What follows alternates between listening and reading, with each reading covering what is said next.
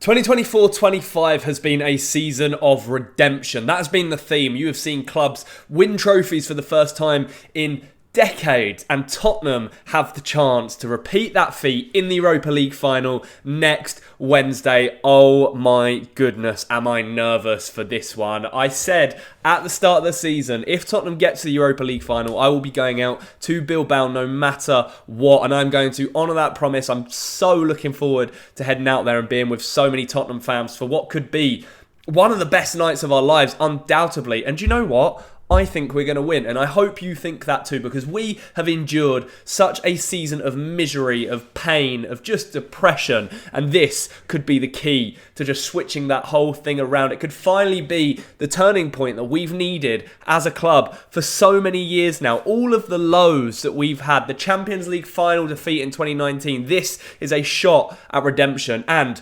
albeit it is against a massive club with big European pedigree and who know how to perform in finals, Tottenham have a chance against this Manchester United thing. And it is the hope that kills you. It is always the way you go into the game thinking, yeah, we can do this, we can win. But I truly, truly believe that this time is going to be different. And I'm going to tell you how I think Tottenham are going to win the Europa League. First off, thank you all who have returned to watch this video. I know I've not posted in a good couple of weeks, and I'm so sorry that I missed the semi-final games. I was away for a wedding in America over the last couple of weeks, and I only got back at the start of this week. So I've been readjusting, resetting, and I've caught the bug. To be honest with you, I've caught the bug for this content creation again, and there's no doubt that it's because of how big this game is that's upcoming. I cannot wait to go. I fly out on Tuesday night. I'm going to vlog the entire thing,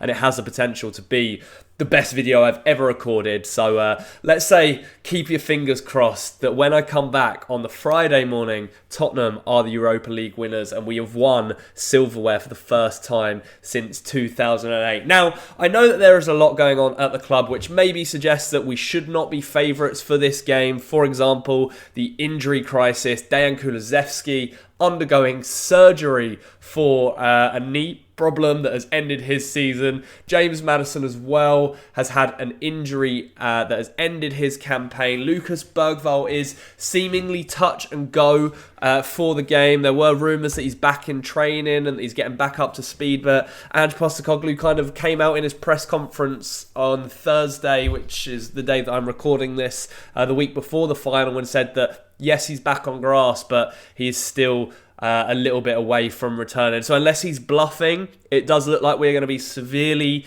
lacking a creative midfielder for this Europa League final. And to be honest, we have beaten United 3 times this season, and I am fully confident that we can do it again. It does make the task a lot harder, but you have to overcome the adversity in these situations. Tottenham do not do it the easy way. We are 17th in the Premier League. I'll say that again. Tottenham Hotspur are 17th in the Premier League. We are one place above the relegation zones. And in another year, we probably would be in the drop zone and potentially have gone down. We are very, very lucky this season has panned out the way it has. But yet, we are one game away from winning a trophy for the first time in 17 years or 18 years. And also securing Champions League football. How crazy does that sound considering we have lost 20 games in the league this season? Unprecedented. And of course, it's a massive issue now that the winner of the Europa League gets Champions League football because it's Manchester United and Tottenham in the final, who are 16th and 17th respectively in the Premier League. Nobody would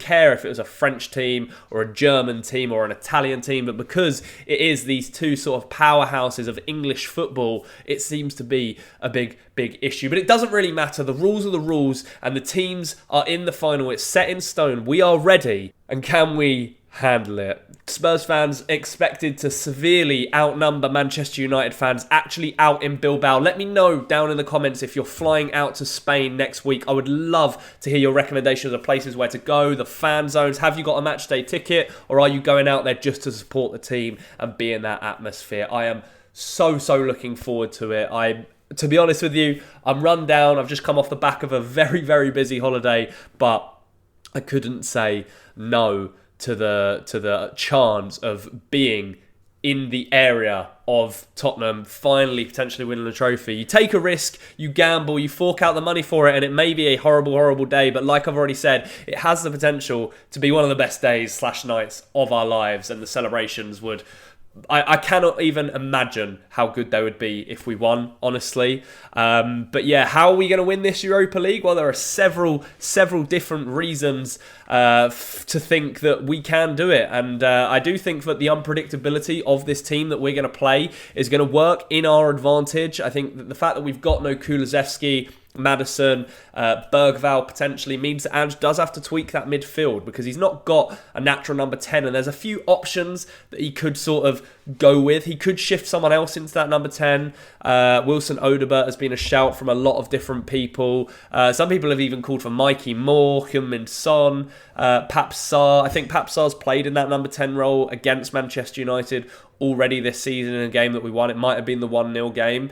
But he has experience, and there are options. Alternatively, it means we tweak the formation and we play more of a flat midfield, but it does mean we can push the wingers and attackers up a little bit higher. And that is something that could potentially catch Manchester United out, because Spurs are so rigid and sort of samey in the way that they play their football that they may not be expecting a formation tweak or a tactical change from Ange Postecoglou at this point, because he's always prided himself in wanting to play a certain way, the same way all the time, which is just this gung-ho all-out attacking football. So we will have to see on that. And yeah, I mean, how cold would it be if Ange Postecoglou, who came out with that quote earlier in the season, said, "Mate, I always win things in my second season." He wasn't telling a lie, and he's got one final chance to prove that he was correct about it. For me, this is do or die. If we lose the game, Ange Postecoglou is obviously definitely gone. The players, we could lose a lot of them. You know, if we get Champions League football, Cristiano Romero could stay. We can attract a lot higher caliber players across the summer as well, and it could severely impact our transfer plans in the summer. Another way that we can win this game is, I do truly feel like the Tottenham players and the fan base and the club as a whole are just going to want this so much more than Manchester United. And it could go one of two ways. We could really step up to the occasion, like we did in the quarterfinal against Frankfurt, like we did in the semi-final against Bodo Glimt, or we could crumble under that pressure, under that eternal spotlight that Tottenham have been under for so many years now. It is really a 50-50 flip of a coin, and whatever it lands on, really.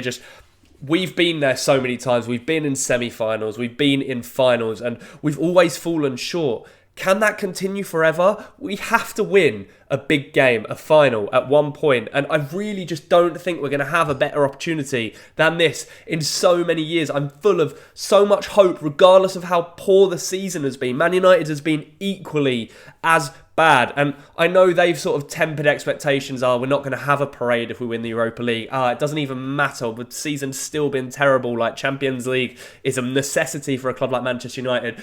Bullshit. Cut the crap. The opportunity to win a major trophy, which the Europa League is an exciting prospect for any fan of any club, and it should be. That is football.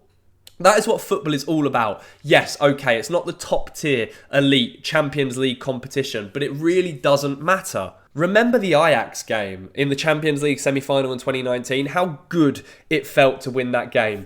Times that feeling by 100 if we actually win the final. I would be speechless. And I cried when we lost the Champions League final. God knows what sort of a mess I am going to be in if we do manage to somehow get over the line and do this. I've dreamt of the day for so many years now. And I'm 26, 27 in a couple of weeks. And this would be the perfect early birthday present. I don't think it could get any better. And I think the main reason I think we're going to win this game is just because it's about time luck is on our side. It is about time something fell our way. The Champions League final against Liverpool, where we got that handball so early on in the game. The Carabao Cup final against Man City, where we sacked Mourinho days before the game. The Cup finalist expert for too long now. The Chelsea semi-final in Wembley in the FA Cup a few years ago, or however many years ago now, getting beaten by absolute screamers. For too many years, we have been just absolutely on the wrong side of things, and it's in my heart that this is finally going to change. So I guess this is just like a confession / rant to you guys. It's not a preview or anything. I'm going to do another separate detailed preview where I'm going to pick the starting 11 and how we should actually combat Man United and what it's going to take tactically to beat them. I want to save that for another video. I haven't recorded a video in so long, and I watched both the semi-final games out in America, and I wanted to put something up so badly, and I've had to wait until now to do it, and I have to share my excitement with you guys, and I really hope you're feeling the same. Please do let me know. I'd love to have some conversations with you guys about how you're feeling for the game. Like I said, if you're going out there, what your plans are. Are you going to the screening? And, you know, is this it? Is this the time? Is it finally going to be the day that we win a trophy? I'm so hopeful. It's just, we have to wait and see. And there's every chance that things could go wrong on the day. But here we go. This is it. And I'm so excited to create some more content leading up to the game, the vlog particularly. Don't forget to subscribe to the channel if you want to keep up to date with my content. Like the videos, of course. Share them around. Every little helps. Honestly, it really, really does. And you guys know I love making this sort of stuff for you. So, yeah, we're all in this together. Opinions on Ange and the team aside, it just is what it is. And this is the big one, and we have to be united. It's the only way we're going to get past Manchester United. But thank you so much for watching. Enjoy the rest of your week. Enjoy your weekends. I will catch you in a preview in the next couple of days or so. As always, come on, you Spurs.